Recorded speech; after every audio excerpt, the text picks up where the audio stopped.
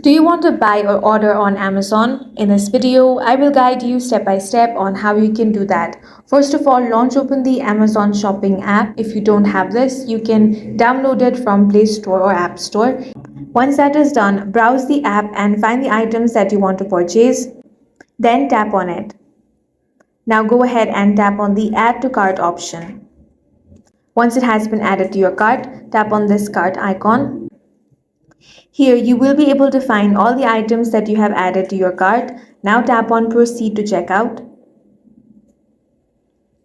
Next thing you want to do is select your payment method. If you want to add a gift card, promo code or voucher, toggle this option on and then tap on this box. Now go ahead and enter your code. Once you have entered the payment method, tap on the continue option. Now follow the on-screen prompts, and in this way you can easily buy or order on Amazon. If you found this video useful, make sure to hit the like button and subscribe for more videos like this.